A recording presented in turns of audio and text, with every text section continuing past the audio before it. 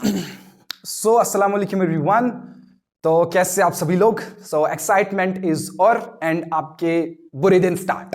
Finally 10th 11th and 12th का date sheet आ गया and अब तो जाग गए होंगे आप लोग कि अब तो पढ़ाई करनी ही करनी है। And that is quite a good news कि आपका अच्छा टाइम है। अभी 2 महीने हैं, स्ट्रैटेजी के हिसाब से 2 महीने हैं अभी आपके पास, तो काफी अच्छा टाइम है।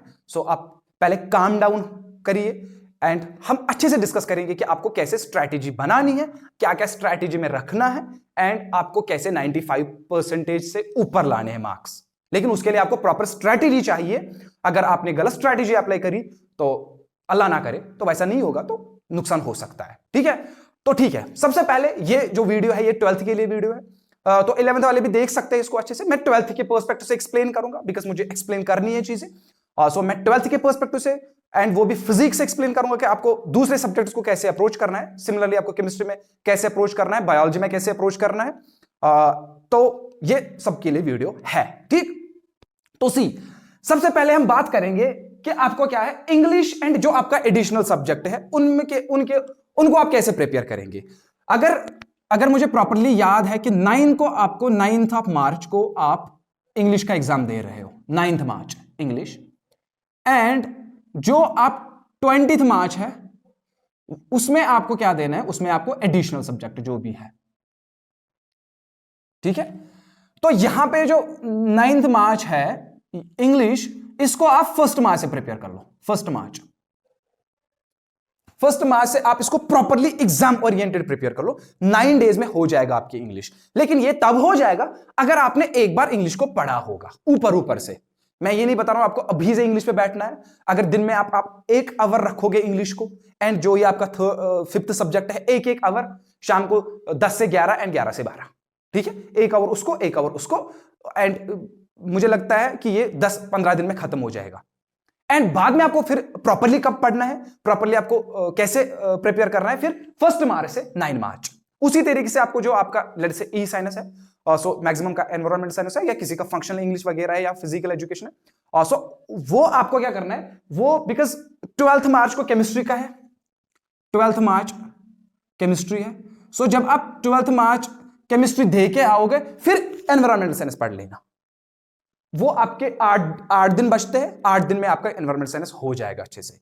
लेकिन वो तभी हो जाएगा, फिर से बता रहा हूं, जब आपने एनवायरमेंटल साइंस को ऊपर से देखा होगा एक बार ही। उसके लिए ये 2-1.5 महीना है आपके पास। हमारे पास कितने बच रहे हैं फिर डेज? अगर ये 9 डेज हम इंग्लिश को दे रहे हैं, वहां से बच रहे हैं हमारे पास 45 डेज। 15 डेज फरवरी के, 15 डेज फरवरी के प्लस 30 डेज, नहीं ये 15 डेज जनवरी के, सॉरी 15 डेज जैन के एंड 30 डेज फरवरी के। टोटल में हमारे पास 45 डेज है। 45 डेज में आपको क्या करना है, 45 डेज में आप दे पा रहे हैं 15 डेज फिजिक्स को, 15 days chemistry and 15 days biology. अब सर हम क्या पहले 15 डेज में फिजिक्स कर ले फिर बाद में केमिस्ट्री कर ले? ऐसा नहीं करना है, मैं आपको बिल्कुल सिखाऊंगा कि कैसे करना है। ठीक, मतलब कि अगर इस हिसाब से चलोगे, 15 डेज में आपको फिजिक्स खत्म करनी है, 15 डेज में आपको केमिस्ट्री खत्म करनी है, 15 डेज में आपको बायोलॉजी खत्म करनी है। आप ऐसे नहीं करोगे कि पहले आपने फिजिक्स के 15 डेज दे दिए, फिर बायोलॉजी को 15 डेज दे दिए एंड फिर केमिस्ट्री को 15 डेज दे दिए। ऐसा बिल्कुल भी नहीं करना है। ठीक है, तो सबसे पहले स्ट्रैटेजी क्या रहेगी आपकी? आपका रिसोर्सेज मिनिमाइज रहेगा।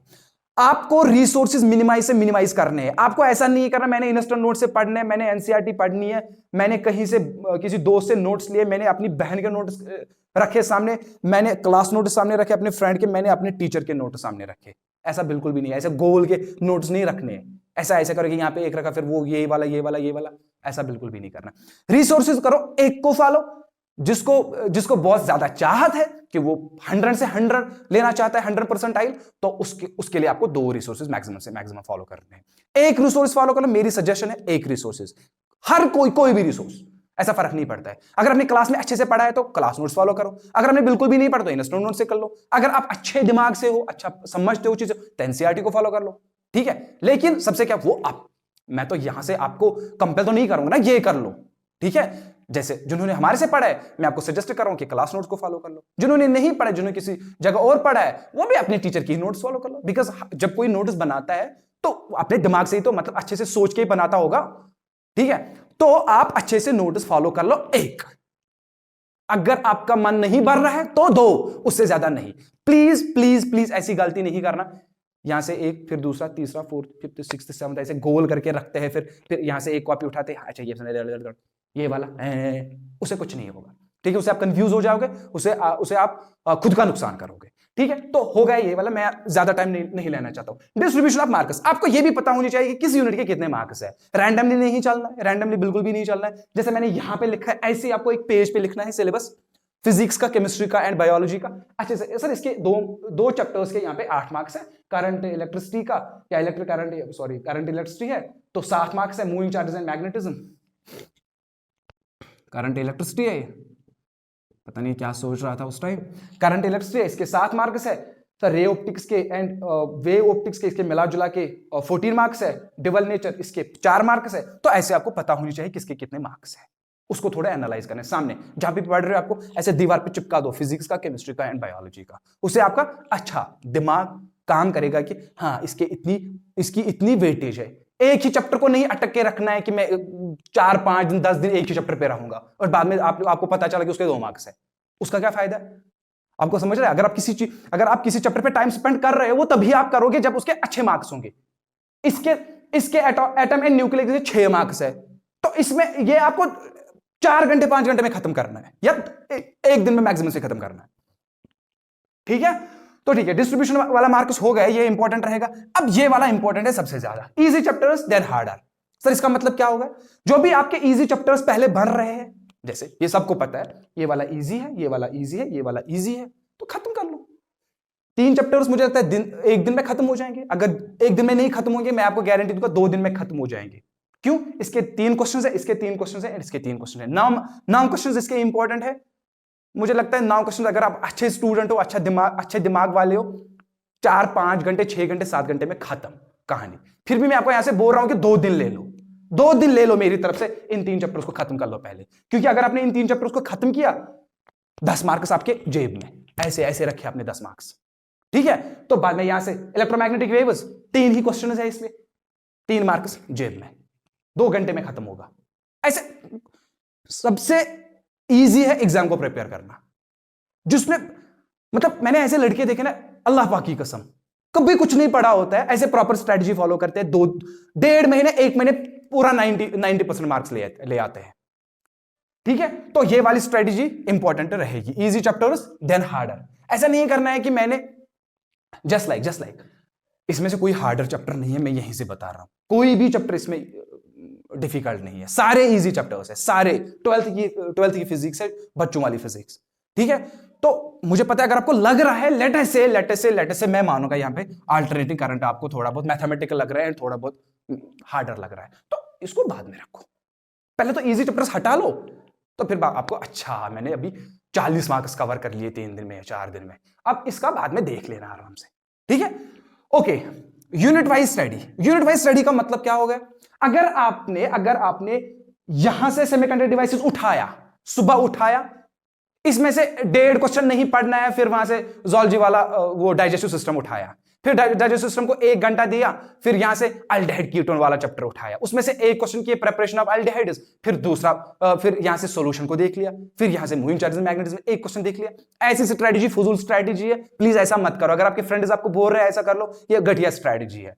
एक चैप्टर उठा लो, सुबह उठा लो, शाम को खत्म कर लो, उसके जितने भी इंपॉर्टेंट क्वेश्चंस हैं उसको अच्छे से कर लो, अच्छे से जो वो उसकी अगर आपको मैथमेटिकली उसकी डेरिवेशन तो उसकी प्रैक्टिस कर लो, अगर आपकी थ्योरी है तो उसको समझ लो, या जो भी याद करना है तो याद कर लो। मैं आपको यहां से नहीं बोलूंगा आप सारे समझ के ही पढ़ लो, ठीक है। अगर आपको समझ नहीं आती है चीजें तो याद कर लो। देखो मैं यहां पे ब्लंट हूं, ठीक है, मैं यहां से सीधे बता रहा हूं क्या करना है क्या नहीं करना है। अगर आपको समझ नहीं आती है चीजें, फिर भी आपने मेडिकल ले लिया है तो याद कर लो चीजें, अगर आपको याद हो रही है। अगर आप अच्छे स्टूडेंट समझ के पढ़ रहे हो तो समझ के पढ़ लो, बात समझ आ रही है, ठीक है। तो ये वाला इंपॉर्टेंट रहेगा कि यूनिट वाइज स्टडी करनी है।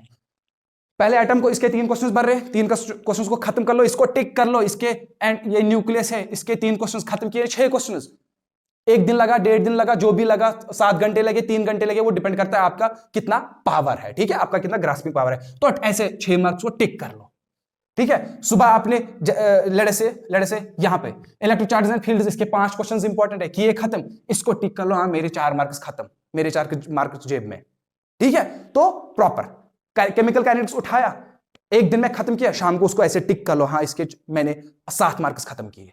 ऐसा नहीं है करना है कि मैंने केमिकल सॉल्यूशन का मैंने देखा, लेट्स से वहां पे जो भी है आपका, जैसे हेनरीज लॉ वगैरह है, तो मैंने हेनरीज लॉ एक क्वेश्चन किया, अच्छा मैंने एक क्वेश्चन किया, मैंने कितना कवर किया, अब मुझे क्या करना है, अब मुझे जाना है यहाँ पे गाउस लॉ पे जाना है, मैंने गाउस लॉ खत्म किया, नहीं अब मुझे ज़ूलॉजी में से मुझे देखना है कि डाइजेस्टिव सिस्टम के पार्ट्स कितने हैं।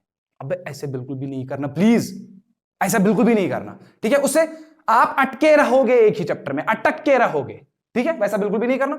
And conduct with the friends, ठीक है, कंडक्ट विद द फ्रेंड्स का मतलब क्या होगा, जो आपका अच्छा दोस्त है, अगर कोई गर्ल है तो उसकी कोई गर्ल देख लो जो आपके क्लास में पढ़ रही है, आपको उससे अच्छी बनती है, तो उसके साथ बात कर लो, हम एक साथ पढ़ेंगे, ग्रुप स्टडी करेंगे। अब फोन पे ऐसे ही फोन पे नहीं रहना है 24 घंटे, आप उसको बोलो कि आज 4 बजे तक हम ये 4 क्वेश्चंस खत्म करेंगे, ये 5 क्वेश्चंस खत्म करेंगे, तो उसको 4 बजे फोन करो कि आपने खत्म किए कि नहीं खत्म किए। वो बोलेगा अभी तो मैंने 4 ही किए, आप उसको बोलो मैं आपको यहाँ से आधा घंटा और दे रहा हूं, आधे घंटे में वो 5th क्वेश्चन कर लो, मैं तब तक कुछ देखता हूं, ठीक है, मैं तब तक थोड़ा एंजॉय कर लूंगा। आपको बात समझ रहे? एक अच्छा दोस्त लड़का लड़का देख लेगा, लड़की अपने क्लास की कोई भी जो गर्ल है जिसकी उसकी बनती है, तो प्रॉपर वे, ऐसे नहीं 24 घंटे फोन पे ही रखना है, तो ऐसा नहीं है, फोन पे नहीं रहना है। अपडेट उसको बोलते हैं, उसको टेक्स्ट करो कहां पहुंचे, हाँ मैंने वो चैप्टर खत्म किया, तो ठीक है अब ये वाला उठाते हैं, ये वाला चैप्टर देखते हैं, ठीक है, उससे आपकी स्ट्रेटजी बहुत स्मूथ हो जाएगी एंड आपका एग्जाम बहुत अच्छे से प्रिपेयर हो जाएगा, ठीक है। ओके, उसके बाद इंपॉर्टेंट क्वेश्चन, ये सबसे इंपॉर्टेंट रहेगा, जो भी आपके फिजिक्स केमिस्ट्री बायोलॉजी में इंपॉर्टेंट क्वेश्चंस बन रहे हैं, हम आपको 2 दिन में प्रोवाइड करा रहे हैं यहाँ पे। 2 दिन प्लीज वेट कर लो, हम आपको भूले नहीं है, मुझे लग रहा है कि आपको लगता है कि हम आपको भूले, हम आपको बिल्कुल भी नहीं भूले, हमें एग्जैक्टली याद है, हमें बहुत फिक्र है आप लोगों की, आपको प्रॉपर इंपॉर्टेंट क्वेश्चंस मिलेंगे, बस 2 दिन का वेट कर लो, ठीक है। एंड फिजिक्स में मैं क्या करूंगा, मैं फिजिक्स यहां पे आपको श्योरिटी दूंगा, जो भी इंपॉर्टेंट क्वेश्चंस बन रहे हैं हर एक चैप्टर में से वो यहां पे डिस्कस भी करूंगा, ठीक है, होपफुली टाइम मिलना चाहिए, ठीक है, बट हाँ मैं कोशिश करूंगा। Previous year question, this is the most important one, यहां से आप एग्जामिनर के माइंड को ना खेल सकते हो, एग्जामिनर के माइंड को।